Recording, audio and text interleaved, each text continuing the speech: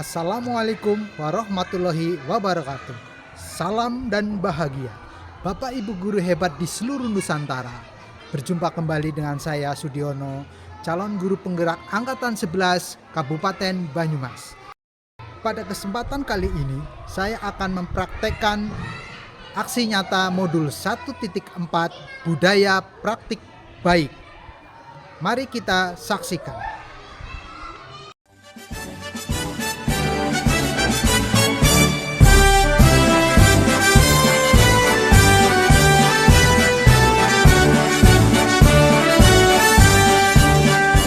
Bulatkan tekad, kuatkan hati, negeri ini memanggilmu kawan. Belajar, bergerak, berbagi untuk negeri, guru penggerak majukan pendidikan. Guru penggerak menghamba pada murid, kreatif rancang pembelajaran. Hargai potensi, tingkatkan prestasi, lahirkan profil pelajar Pancasila. Belajar, bergerak, berbagi untuk negeri, kita menjalin kolaborasi. Belajar. Assalamualaikum warahmatullahi wabarakatuh. Salam sejahtera bagi kita semua.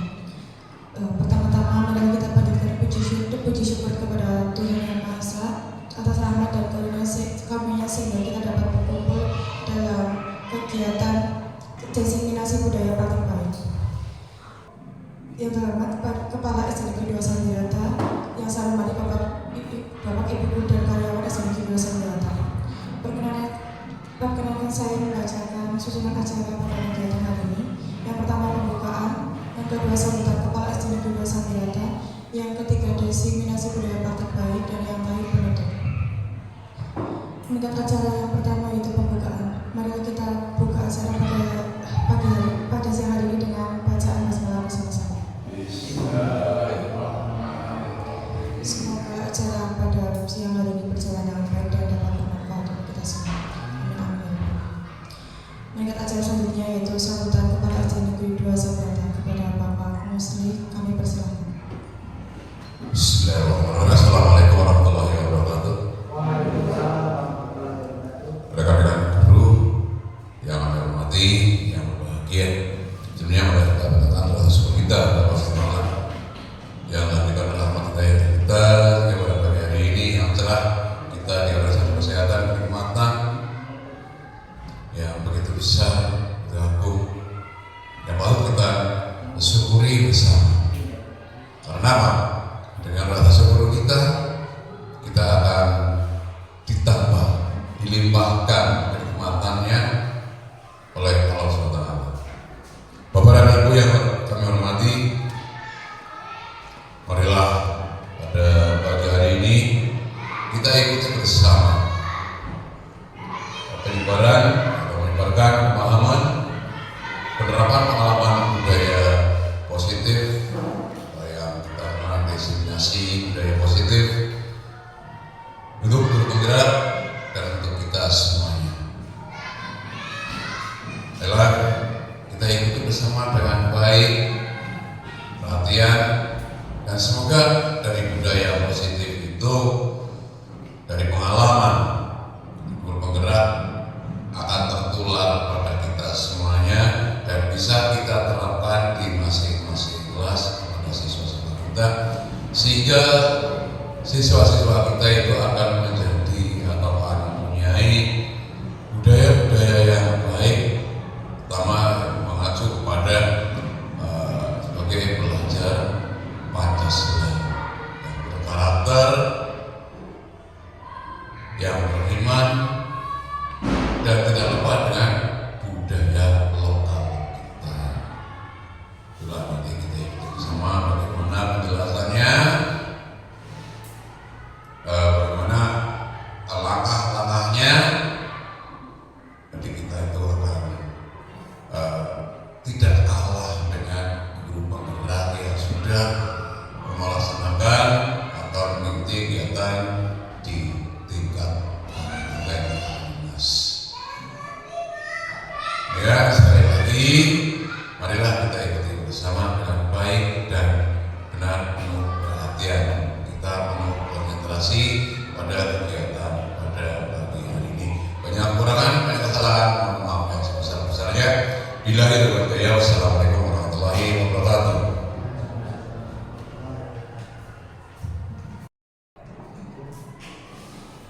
Pada Bapak Musi kami sangat terima kasih. Acara selanjutnya yaitu diseminasi budaya baik baik yang akan dibawakan oleh Bapak Sudiono. Kepada Bapak Sudiono kami persilakan.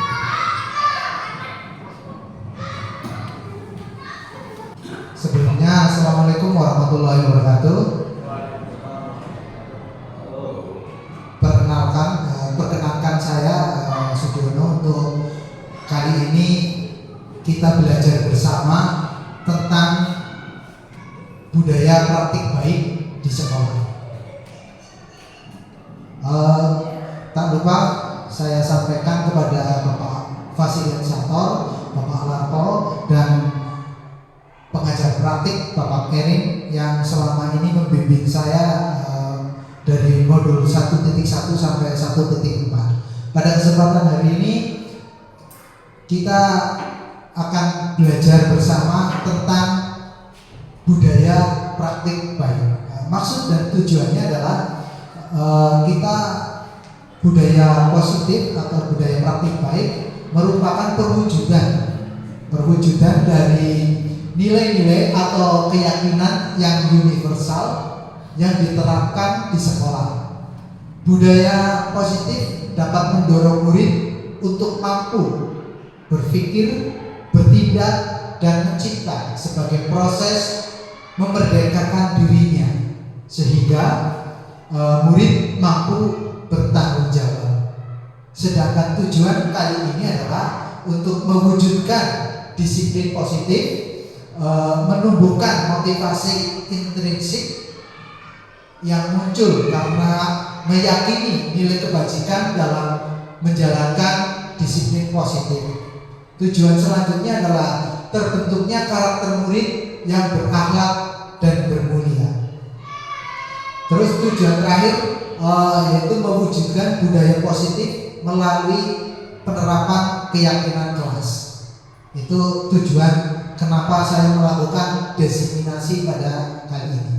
Bapak Ibu guru yang saya hormati,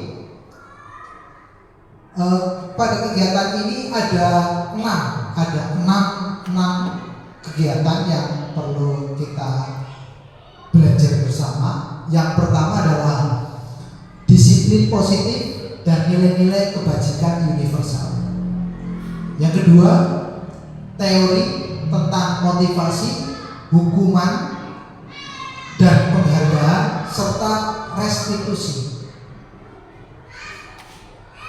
Materi yang ketiga adalah keyakinan kelas. Terus selanjutnya yaitu kebutuhan dasar manusia dan dunia berkualitas. Materi yang selanjutnya yaitu restitusi, 5 posisi kontrol. Yang selanjutnya itu restitusi atau segitiga restitusi. Selanjutnya yaitu berbagi pengalaman tentang segitiga restitusi yang sudah saya lakukan, serta berbagi pengalaman tentang keyakinan kelas. Untuk materi yang pertama yaitu disiplin positif dan nilai-nilai kebajikan universal. Oke, apa itu disiplin positif dan nilai-nilai kebajikan universal? Yang pertama adalah makna disiplin.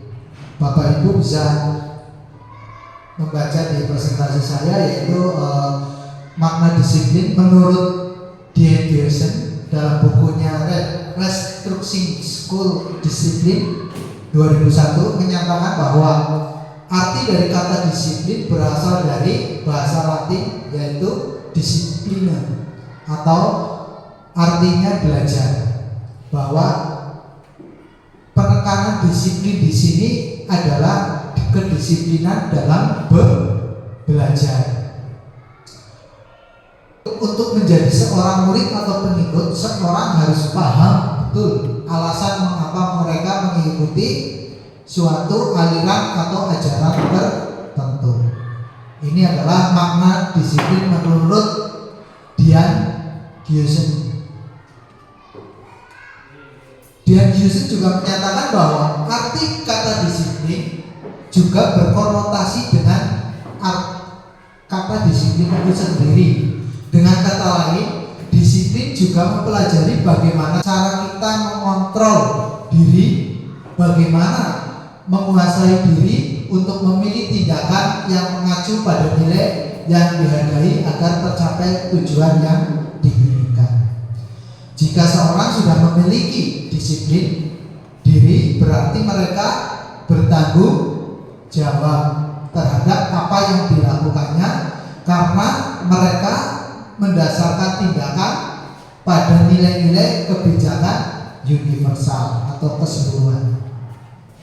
Sebagai seorang guru, tujuan kita adalah menciptakan murid yang memiliki disiplin, sehingga mereka bisa berperilaku dengan mengacu pada nilai-nilai kebijakan universal dan memiliki motivasi intrinsik, motivasi dalam diri sendiri, bukan motivasi dari luar.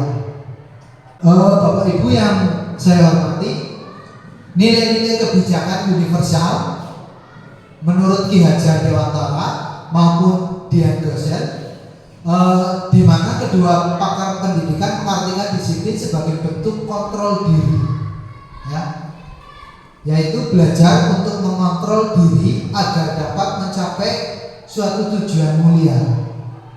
Tujuan mulia di sini mengacu pada nilai-nilai prinsip yang dianut seseorang. Kita menamakan nilai-nilai sebagai nilai-nilai kebajikan.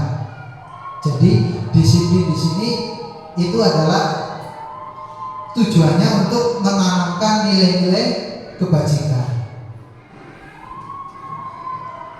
Disiplin positif dan nilai-nilai kebajikan universal itu dapat dikategorikan dalam bagan sebagai berikut.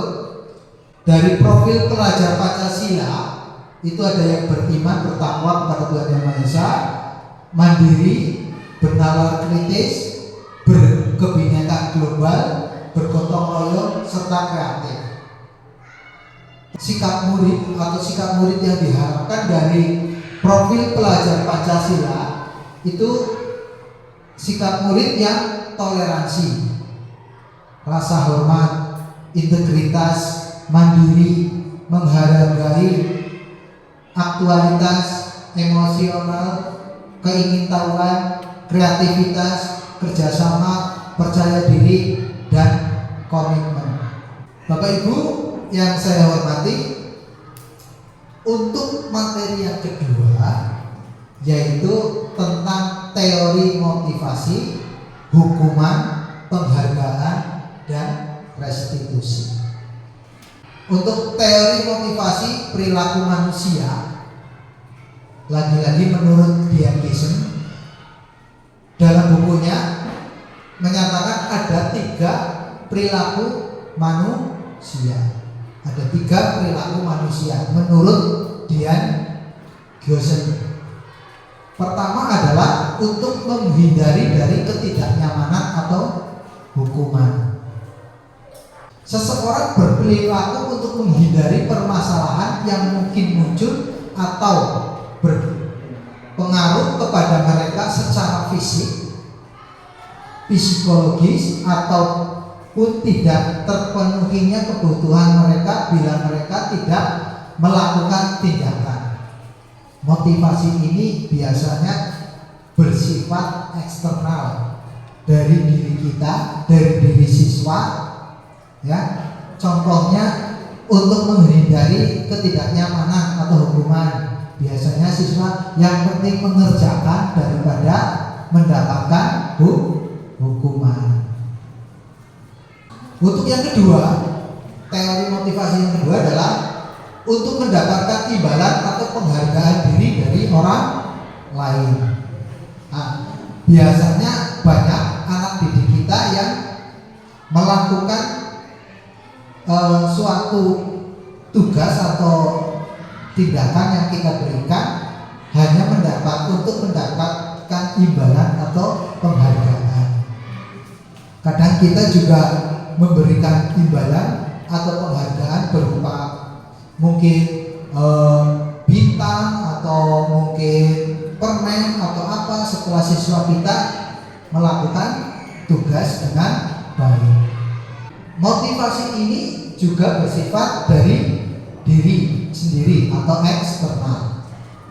Untuk teori motivasi yang ketiga adalah untuk menjadi orang yang merdeka, yang mereka inginkan dan menghargai diri sendiri dengan nilai-nilai yang mereka percaya. Ini tugas kita adalah menjadikan siswa kita menjadi yang mereka inginkan tanpa adanya paksaan. Jadi salah satu tujuan kita berbagi budaya positif adalah ini, menjadikan siswa kita menjadi yang mereka inginkan dan menghargai diri sendiri. Motivasi ini akan membuat orang mempunyai disiplin positif karena motivasinya berasal dari diri sendiri atau internal. Apa itu hukuman dan penghargaan? Suatu kalimat atau kata yang berlawanan. Ada hukuman, ada penghargaan. Hukuman adalah tindakan terhadap suatu pelanggaran yang pada umumnya berbentuk hukuman atau konsekuensi. Restitusi adalah proses menciptakan kondisi bagi murid untuk memperbaiki kesalahan mereka, sehingga mereka bisa kembali pada kelompok mereka dengan karakter yang lebih kuat. Restitusi di sini itu nanti kita melakukan proses memperbaiki atau mengoreksi kesalahan siswa, tapi bukan bersifat hukuman. Restitusi juga merupakan proses kolaborasi yang mengajarkan murid untuk mencari solusi, ya, seperti yang saya katakan tadi, mencari solusi untuk masalah mereka. Jadi kita memberikan sebuah pancingan kepada siswa, bukan memberikan ikan tapi memberikan pancingan kepada siswa untuk menyelesaikan solusi mereka. Contohnya tadi Angel dengan terlambat, maka kita memberikan pancingan kepada Angel untuk mencari solusi. Pada bagian ini kata disiplin, tanpa ditambah kata positif di belakangnya sesungguhnya merupakan identitas sukses atau hukuman, merupakan identitas gagal. Disiplin yang sudah bermakna positif dibagi dua bagian, yaitu disiplin dalam bentuk konsekuensi dan disiplin dalam bentuk restitusi. Dalam bagian ini ada identitas gagal dan identitas sukses.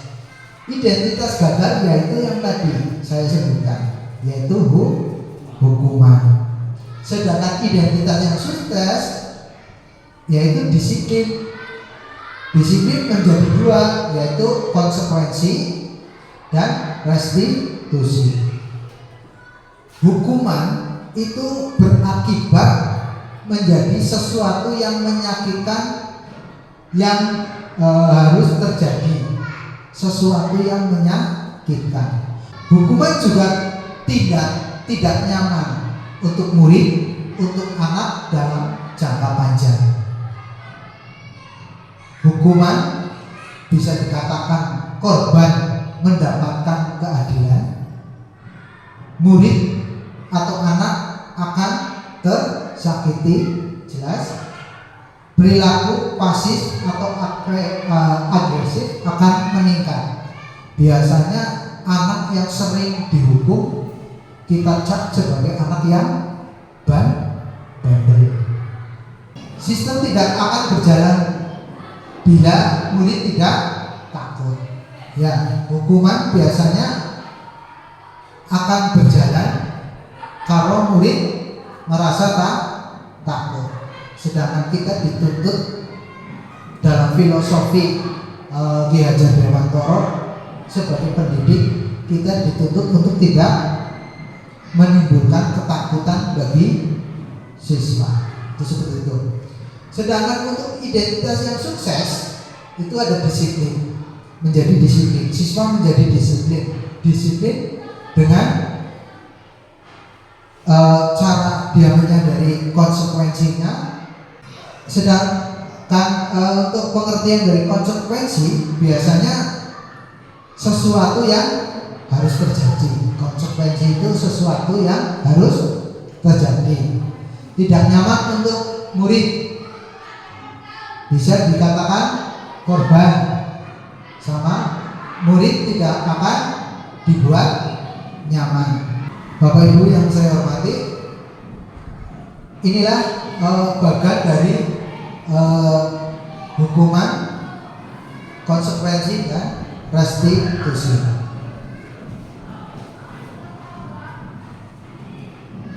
Berdasarkan bagian tersebut, maka bisa disimpulkan bahwa hukuman bersifat tidak terencana atau tiba-tiba.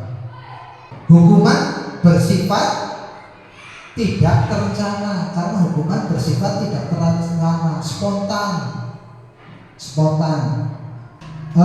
Anak murid tidak tahu apa-apa yang akan terjadi dan tidak dilibatkan. Dari hukuman, anak tidak tahu apa tujuannya atau apa yang dihasilkan dari hukuman itu. Hukuman bersifat satu arah dari pihak guru yang memberikan, dan murid hanya menerima satu hukuman tanpa melalui satu kesepakatan. Nah, hukuman yang diberikan bisa berupa fisik maupun psikis. Murid disakiti oleh satu perbuatan atau kata-kata, dihukum oleh penghargaan. Ya, Alif Kon Maret 1995 mengemukakan baik penghargaan maupun hukuman adalah cara mengontrol perilaku seseorang yang menghancurkan potensi untuk pembelajaran yang sesungguhnya. Menurut Kon, secara ideal tindakan belajar itu sendiri adalah penghargaan sesungguhnya. Ini kalimat atau pemikiran dari Kon tentang dihukum oleh penghargaan.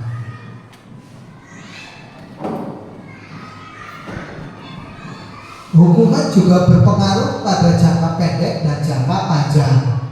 Penghargaan efektif jika kita menginginkan seseorang melakukan sesuatu yang kita inginkan dalam jangka waktu pendek.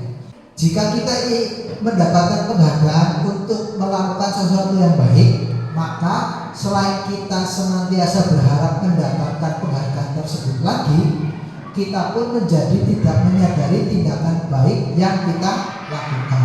Nah, ini sebabnya kenapa penghargaan tidak baik untuk dilakukan dalam jangka panjang. Karena dengan kita memberikan penghargaan yang terus-menerus, si anak menjadi tidak jadi menyadari tindakan apa yang baik untuknya. Itu seperti itu. Penghargaan tidak efektif yaitu adalah penghargaan suatu benda atau peristiwa yang diinginkan yang dibuat dengan persyaratan. Untuk melakukan sesuatu maka kita harus terus-menerus memberikan penghargaan itu.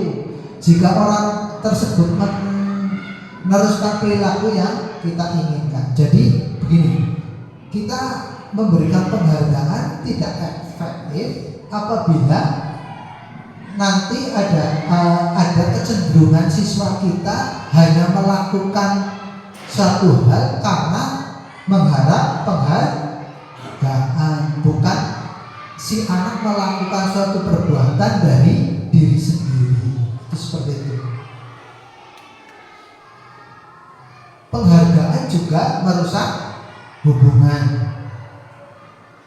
Ketika seorang diberi penghargaan atau dipuji di depan orang banyak, maka yang lain akan merasa iri. Dan sebagian dari mereka tidak menyukai orang yang diberi penghargaan tersebut.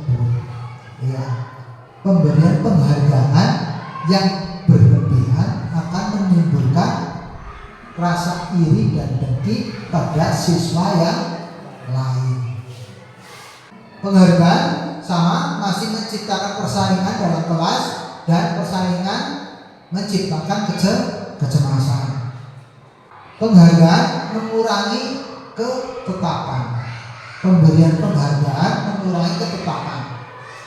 Dalam riset satu, dalam sebuah kelompok, Bapak Ibu bisa baca sendiri di slide-nya, yaitu pemberian penghargaan akan dibayar mahal oleh siswa karena penghargaan ini menimbulkan jenjang atau kesenjangan pada diri siswa. Penghargaan juga menurunkan kualitas jika dilakukan secara terus-menerus. Pengamatan dilakukan pada sekelompok mahasiswa yang sedang bekerja praktik di sebuah surat kabar universitas. Ini ada sebuah narasi yang menunjukkan penghargaan menurunkan kualitas. Saat itu mereka sedang belajar menulis sebuah artikel tentang sebuah judul berita utama. Seiring waktu, mahasiswa tersebut semakin mampu bekerja dengan cepat. Kemudian ada beberapa mahasiswa yang dibayar untuk setiap judul berita utama yang mereka mampu hasilkan. Dan setelah beberapa lama mahasiswa yang dibayar, ini hasil kerjanya berhenti berkembang. Mereka yang tidak menerima bayaran terus berupaya mengasah diri menjadi lebih baik. Sedangkan yang menerima bayaran, mereka beranggapan wis dibayari iki gawe artikel kayak ini ora apa-apa. Itu salah satu kenapa penghargaan menurunkan kualitas. Penghargaan juga mematikan kreativitas jika dilakukan secara terus-menerus. Ya, ini terjadi karena si anak kreativitasnya yang penting mendapat penghargaan. Si anak membuat tugas yang penting dapat penghargaan tanpa berpikir harus mengembangkan lebih atau memacu kreativitas siswanya supaya lebih dari yang lain. Yang penting sudah dapat penghargaan, sudah tugasnya sudah selesai dikerjakan. Penghargaan juga menghukum sebenarnya. Penghargaan menghukum mereka yang tidak mendapat penghargaan.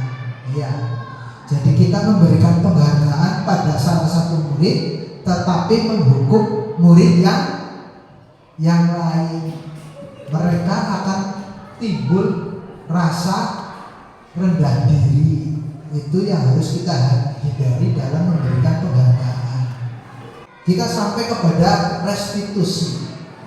Seperti dari awal, seperti awal yang kita bicarakan, restitusi di sini mungkin Bapak Ibu baru mendengar. Saya juga baru tahu setelah mempelajari modul 1.4 apa itu restitusi. Kalau mungkin dulu Bapak Ibu sering mendengar kata bimbingan konseling, restitusi adalah hampir mirip dengan bimbingan konseling. Pengertiannya adalah restitusi adalah proses menciptakan kondisi bagi murid untuk memperbaiki kesalahan mereka sehingga mereka bisa kembali pada kelompok mereka dengan karakter yang lebih kuat. Restitusi juga proses kolaborasi yang mengajarkan murid untuk mencari solusi untuk masalah mereka sendiri. Guru membantu murid berpikir tentang seperti apa yang mereka inginkan dan bagaimana mereka harus memperlakukan orang lain. Restitusi membantu murid menjadi lebih memiliki tujuan. Disiplin positif memulihkan diri setelah berbuat salah. Penekanannya bukanlah pada bagaimana perilaku untuk menyenangkan orang lain atau menghindari ketidaknyamanan. Namun, restitusi tujuannya adalah menjadi orang yang menghargai nilai-nilai kebijakan yang mereka percayai. Itu tujuan utama dari restitusi. Nah, berikut adalah ciri-ciri restitusi. Restitusi bukan untuk menebus kesalahan, namun untuk belajar dari kesalahan. Restitusi memperbaiki hubungan. Restitusi adalah tawaran. Kita menawarkan, bukan memaksakan. Restitusi mencari kebutuhan dasar yang mendasari tindakan. Di dalam restitusi kita mencari si anak sebenarnya kepingin apa sih? Contoh, misalkan anak membolos. Sebenarnya motif dari anak membolos tersebut apa sih? Ingin mencari kepuasan kah? Ingin mencari jati diri kah? Nanti di dalam restitusi ada tahapannya untuk memenuhi kebutuhan dasar yang mendasari tindakan anak. Restitusi adalah cara yang paling baik. Ya, saat ini restitusi adalah cara yang paling baik untuk menangani kasus-kasus pada anak. Restitusi fokus pada karakter, bukan tindakan. Ya. Restitusi menguatkan. Restitusi fokus pada solusi. Perlu digarisbawahi, restitusi fokus pada solusi. Jadi di akhir kegiatan restitusi, si anak mendapatkan solusi. Restitusi mengembalikan murid yang berbuat salah pada kelompoknya. Maksudnya restitusi mengembalikan murid yang berbuat salah pada kondisi awal sebelum melakukan kesalahan. Baik itu perasaannya, baik itu hubungan dengan teman, itu seperti itu. Pengertiannya, keyakinan yaitu nilai-nilai kebajikan universal yang disepakati secara tersirat dan tersurat, lepas dari latar belakang suku, negara, bangsa maupun agama. Nilai-nilai kebajikan menekankan pada keyakinan seseorang akan lebih termotivasi. Seseorang akan lebih tergerak dan bersemangat untuk menjalankan keyakinannya daripada hanya sekedar mengikuti serangkaian peraturan. Ya, kerangka awal dari keyakinan kelas adalah peraturan.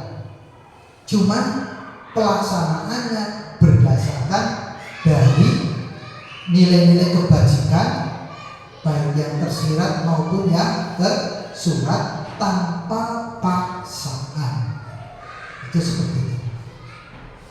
Sedangkan nilai-nilai kebajikan tersebut dapat menjadi landasan kita dalam membuat suatu keyakinan kelas atau membentuk visi, misi atau tujuan dari sebuah institusi atau sekolah. Ya, dari keyakinan kelas kita bisa merumuskan visi atau misi sebuah sekolah. Perbedaan dari keyakinan kelas dan keyakinan sekolah. Keyakinan sekolah berbentuk abstrak daripada peraturan yang lebih rinci dan konkret. Sebaliknya, keyakinan kelas dapat diterapkan di lingkungan kelas. Keyakinan sekolah berupa pertanyaan-pertanyaan yang umum atau universal. Sedangkan keyakinan kelas, semua warga kelas hendaknya ikut berkontribusi dalam pembuatan keyakinan kelas lewat kegiatan curah pendapat. Ya. Lewat kegiatan curah pendapat atau kita mengajarkan siswa untuk mengungkapkan apa yang mereka inginkan. Keyakinan sekolah hendaknya tidak terlalu banyak sehingga mudah diingat dan dipahami oleh warga kelas. Sedangkan keyakinan kelas bersedia meninjau kembali keyakinan kelas dari waktu ke waktu. Prosedur pembentukan keyakinan kelas yang pertama, mempersilakan warga sekolah atau murid-murid untuk bercurah pendapat atau mencurahkan peraturan apa yang ingin disepakati.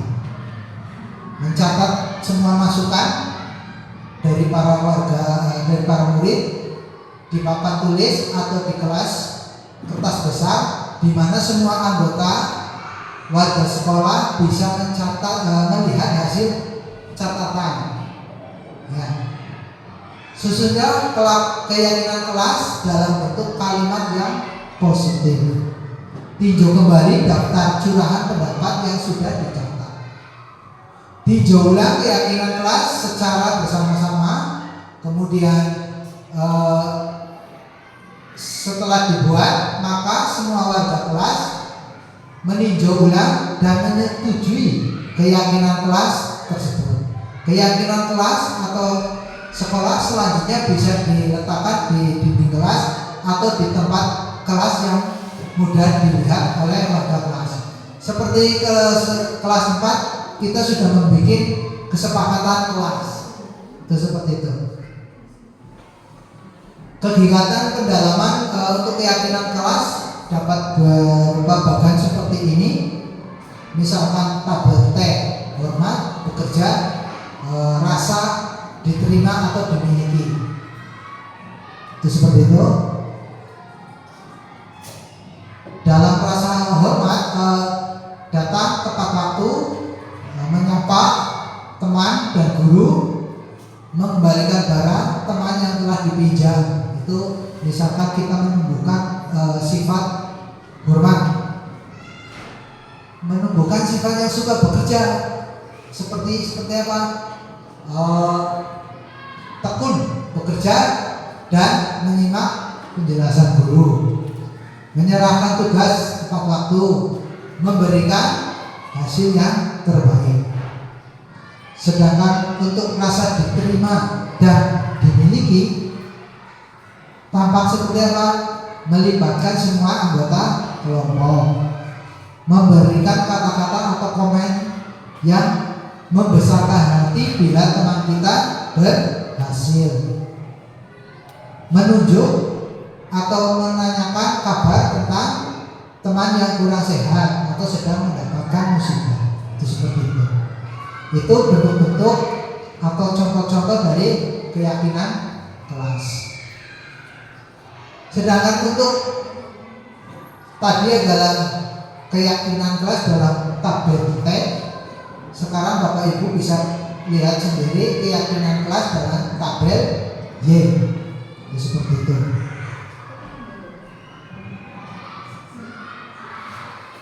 Sedangkan dalam kegiatan pendalaman keyakinan kelas bisa kita melakukan lembar observasi seperti ini. Guru tugasnya mengajar, mendidik, menjawab pertanyaan, memberikan nilai, mengatur kelas, menegakkan peraturan kelas, menjalankan keyakinan kelas, peduli terhadap semua murid. Sedangkan murid tugasnya belajar, mencoba, menghasilkan yang terbaik dari diri, bertanya jika tidak paham, mengikuti peraturan, menjalankan keyakinan kelas, mendengarkan, memeriksa tugas kembali. Itu seperti itu. Dalam menyusun keyakinan kelas kita bisa menggunakan bantuan tabel. Sekarang untuk materi yang selanjutnya yaitu 5 kebutuhan dasar manusia. Ya, semua manusia pasti mempunyai kebutuhan. Kita sebagai pendidik juga mempunyai 5 kebutuhan. Pertama adalah kebutuhan bertahan hidup. Kebutuhan bertahan hidup atau survival adalah kebutuhan yang bersifat fisiologis untuk bertahan hidup. Misalnya kesehatan, rumah, dan makanan. Ya, mungkin Bapak Ibu bisa menambahkan kebutuhan bertahan hidup yang lainnya. Kesehatan, rumah, makanan. Ada lagi?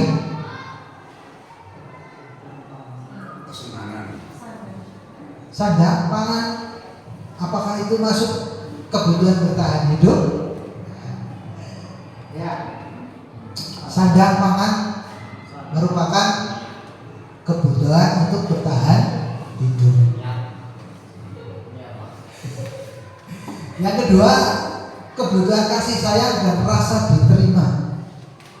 Kebutuhan untuk diterima, kebutuhan untuk disayangi, diterima meliputi kebutuhan akan hubungan, koneksi sosial, kebutuhan untuk memberi dan menerima kasih sayang, dan kebutuhan untuk merasa menjadi bagian dari suatu kelompok. Ini yang kedua adalah kebutuhan kasih sayang dan rasa diterima. Mungkin Bapak Ibu bisa menambahi salah satu kebutuhan yang masuk dalam kategori kasih sayang dan rasa diterima. Kebutuhan apa? Memiliki pasangan hidup. Nah, ini masuk kebutuhan yang kedua. Untuk kebutuhan dasar manusia yang ketiga yaitu kebutuhan penguasaan. Kebutuhan pengakuan atas kemampuan. Kebutuhan ini berhubungan dengan kekuatan untuk mencapai sesuatu, menjadi kompeten, menjadi terampil, diakui atas prestasi dan keterampilan kita, didengar dan memiliki rasa harga diri. Kebutuhan ini meliputi keinginan untuk dianggap berharga, dianggap bisa membuat perbedaan, bisa membuat pencapaian, kompeten, diakui dan dihormati. Penguasaan, guru juga perlu mempunyai kebutuhan penguasaan agar pembelajaran bisa berjalan dengan baik. Itu seperti itu. Salah satunya adalah peningkatan kompetensi guru.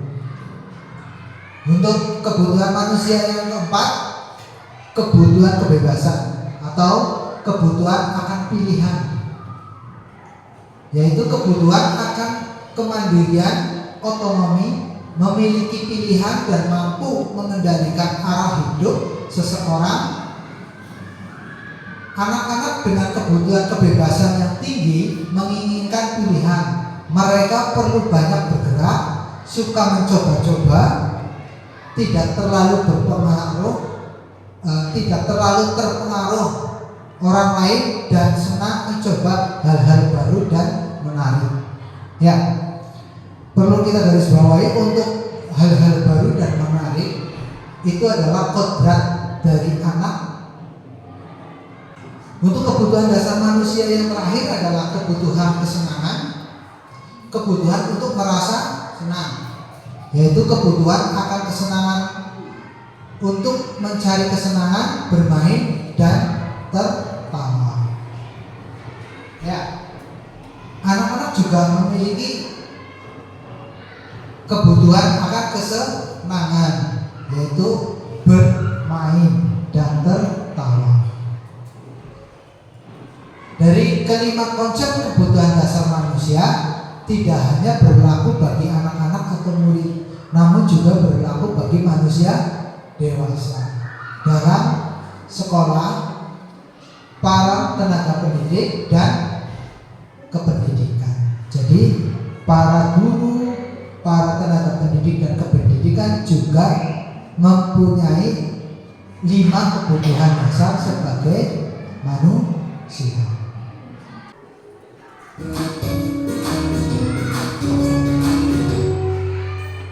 Salam bahagia Ibu dan Bapak Guru hebat. Dalam penerapan disiplin positif restitusi, salah satu program yang dikembangkan adalah 5 posisi kontrol. 5 posisi kontrol dalam restitusi adalah proses perjalanan seorang pendidik agar dapat mengenali dirinya. Pada video kali ini, kita akan membahas tentang 5 posisi kontrol yang dikembangkan oleh Diane Lawson dan contoh penerapannya.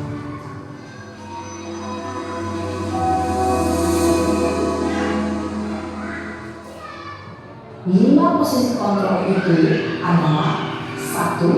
Posisi penghukum, 2. Posisi pembuat merasa bersalah, 3. Posisi teman, 4. Posisi pemantau atau monitor, dan 5. Posisi manajer.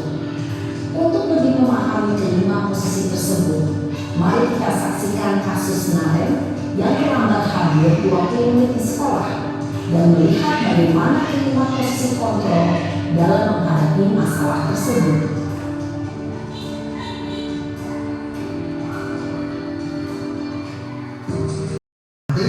Dari 5 posisi kontrol, yang pertama adalah posisi penghukum. Seorang penghukum biasa menggunakan hukuman fisik maupun verbal.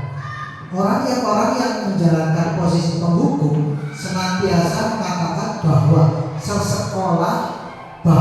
sekolah memerlukan sistem atau alat yang dapat lebih menekankan murid-murid lebih dalam lagi. Biasanya guru yang menerapkan posisi penghukum akan berkata, patuhi aturan saya, atau awas, kamu selalu saja salah, selalu pasti, selalu yang terakhir selesai, pasti kamu yang selalu terakhir selesai.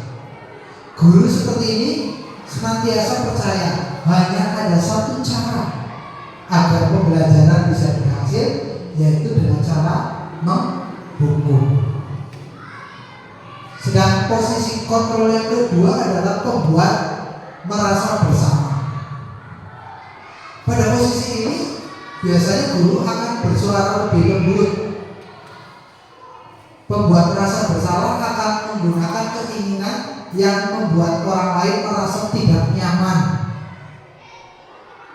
bersalah atau merendahkan diri. Kata-kata yang keluar atau dengan lembut akan seperti ini: Ibu sangat kecewa sekali dengan kamu. Bisa juga, beberapa kali Bapak harus memberitahu kamu ya. Itu kan kata-kata yang lembut, tapi akhirnya membuat siswa menjadi rasa bersalah. Gimana coba kalau orang tua kamu tahu kamu berbuat begini? Di posisi ini murid akan memiliki penilaian diri yang buruk tentang diri mereka. Ya, murid merasa tidak berharga dan telah mengecewakan orang yang disayangi. Ya, biasanya gimana coba perasaan orang tuamu? Nah, itu kan si murid akan merasa bersalah kepada orang tua. Di posisi ketiga adalah posisi guru sebagai teman. Posisi ini tidak akan menyakiti murid. Murid akan tetap berupaya mengontrol melalui persuasi. Posisi teman pada guru bisa negatif maupun positif. Posisi di sini berupa hubungan baik yang terjalin antara guru dan murid. Guru di posisi teman menggunakan hubungan baik dan humor untuk mempengaruhi seseorang, dan mereka biasa berkata ayo bantulah demi Bapak ya. Terus biasanya guru bilang, ya sudah, kali ini tidak apa-apa, namun besok harus sudah beres. Seperti itu. Tadi posisi teman bisa negatif atau positif.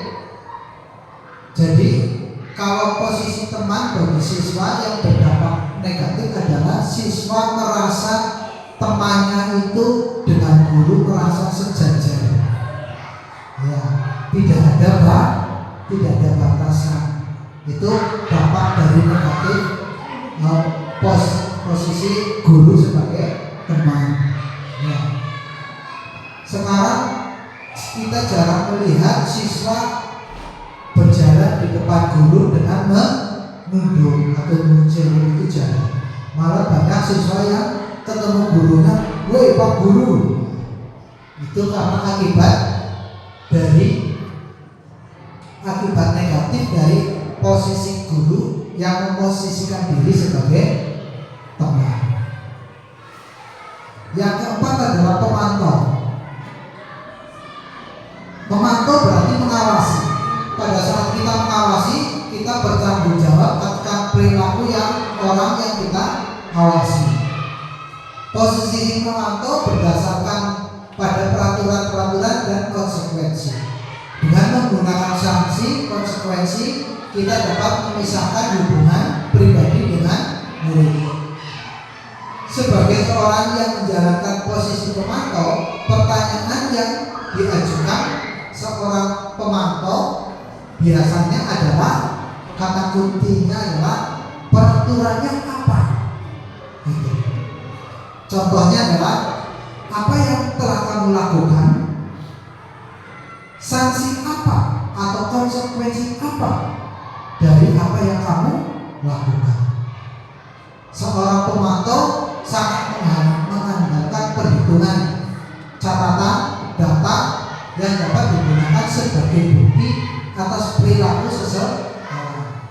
Posisi ini akan menggunakan stiker, catatan, daftar cek. Posisi pemantau sendiri berawal dari teori stimulus respon yang menunjukkan tanggung jawab guru dalam mengontrol murid. Sedangkan posisi kelima adalah posisi manajer. Ini adalah posisi yang kita harapkan, yaitu di mana guru berbuat sesuatu bersama dengan murid, mempersilahkan murid mempertanggungjawabkan perilakunya, mendukung murid agar dapat menentukan solusi atas permasalahannya sendiri. Seorang manajer telah memiliki keterampilan di posisi teman maupun pemantau. Dengan demikian, bisa jadi sewaktu-waktu tentu kembali kepada kedua posisi tersebut. Jadi posisi manajer harus memiliki kemampuan dalam posisi teman maupun posisi pemantau. Biasanya kalimat apa yang diucapkan dalam posisi manajer itu adalah biasanya kalimat, apakah kamu meyakininya? Jika kamu meyakininya, apa kamu bersedia memperbaikinya? Jika kamu memperbaiki ini, hal ini menunjukkan apa tentang kamu? Terus kalimat kunci selanjutnya adalah, apa rencana kamu untuk memperbaiki hal ini? Ya, Bapak Ibu yang saya hormati, itu adalah 5 posisi kontrol kita terhadap murid. Tugas seorang manajer bukan mengatur perilaku seseorang. Kita membimbing murid untuk dapat mengatur dirinya sendiri. Seorang manajer bukan memisahkan murid dari kelompoknya, tetapi mengembalikan murid tersebut ke kelompoknya dengan lebih baik dan kuat. Bisa jadi dalam penerapan disiplin sehari-hari, kita kembali ke posisi teman atau pemantau. Karena murid yang ditangani belum tentu siap diajak berdiskusi atau diundang melakukan restitusi. Ya, Bapak Ibu yang saya hormati, untuk materi yang selanjutnya adalah segitiga restitusi. Ya, Dian Gosen dalam bukunya Restitution tahun 2001 telah merancang sebuah tahapan untuk mempermudah para guru dan orang tua dalam melakukan proses untuk menyiapkan anaknya melakukan restitusi, bernama segitiga restitusi. Pada proses segitiga restitusi ada 3 tahapan penting yang didasarkan pada prinsip-prinsip utama teori kontrol. Ya, jadi dalam melakukan segitiga restitusi kita tidak lepas dari kelima teori kontrol. Yang pertama adalah langkah menstabilkan identitas. Biasanya dalam langkah tersebut kita akan memunculkan kita semua pernah melakukan kesalahan. Itu kalimat kuncinya seperti itu. Terus langkah kedua adalah validasi tindakan yang salah. Ya, yaitu kita teori kontrol semua perilaku memiliki alasan. Kenapa kamu melakukan tindakan ini? Itu contoh pembagian dalam validasi tindakan. Yang ketiga adalah menyiapkan keyakinan. Menyiapkan keyakinan adalah kita semua memiliki motivasi. Kenapa kamu melakukan ini? Apa motivasinya? Itu seperti itu. Ketiga, strategi tersebut dipresentasikan dalam 3 sisi segitiga restitusi. Langkah-langkah tersebut tidak harus dilakukan satu persatu secara kaku. Banyak guru yang sudah menggunakannya dalam berbagai versi menurut gaya mereka masing-masing. Ketiga langkah ini dilakukan bersama-sama tetapi tidak secara kaku atau sendiri-sendiri.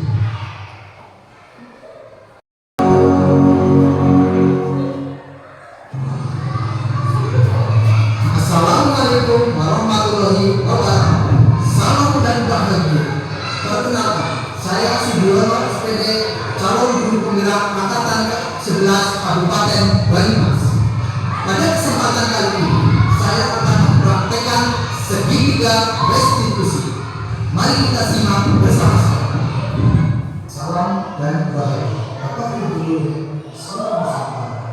Pada kasus pertama, saya akan memperagakan segitiga restitusi dengan jalur cerita, yaitu seorang siswa yang kedapatan melakukan bolos sekolah pada saat bapak guru sedang melakukan rapat. Waalaikumsalam.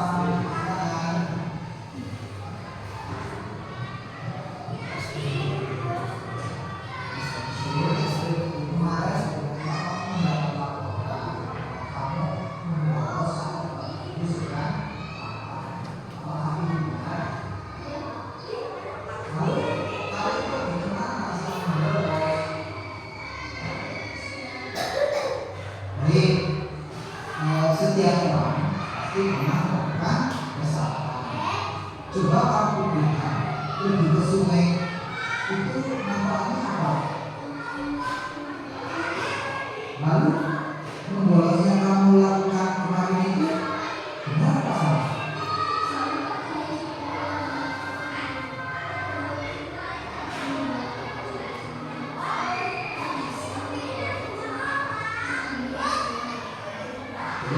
Kenapa kamu bolos?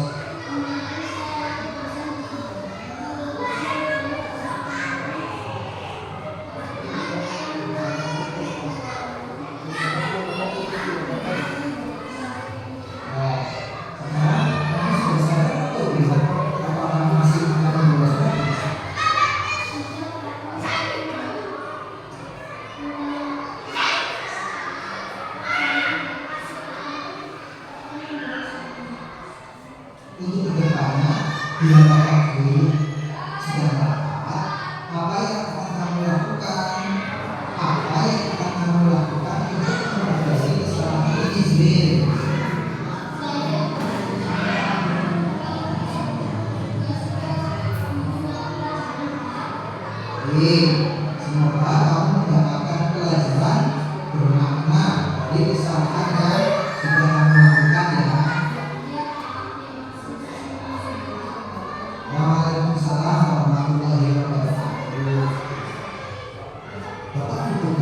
mahasiswa di seluruh Nusantara. Untuk kasus ini, saya akan memperagakan sedikit diskusi dengan kasus adalah seorang siswa kedapatan melakukan perbuatan pencurian pada saat ulangan hidup. Baik, silakan berdiri.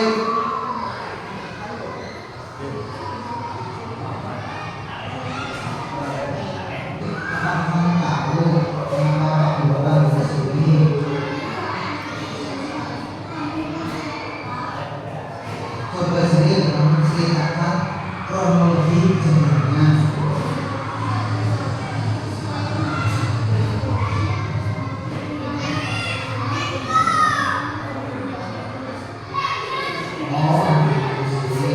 Saya yakin tidak ada siswa yang sedih. Kamu sudah baik mau mengakui kesalahan yang kamu lakukan.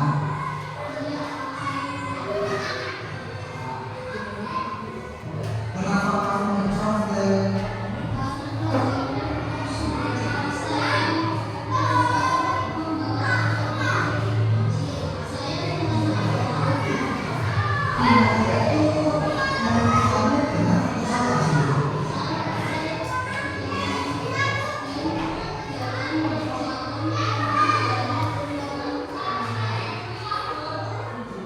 Untuk kedepannya, apa yang kamu lakukan saat ujian berlangsung?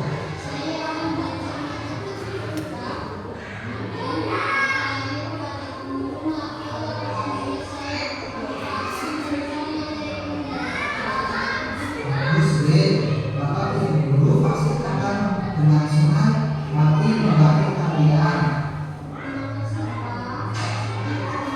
Waalaikumsalam warahmatullahi wabarakatuh.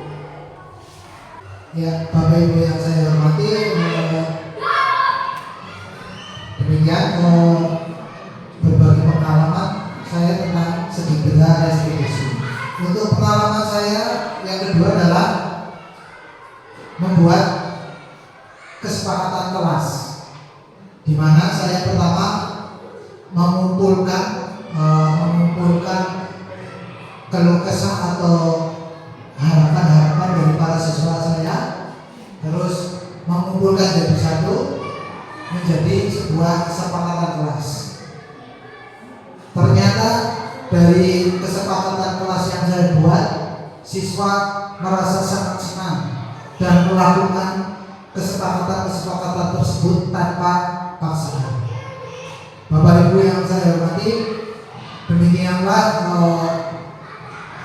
dari saya tentang budaya positif. Banyak salam, mohon maaf. Wassalamualaikum warahmatullahi wabarakatuh.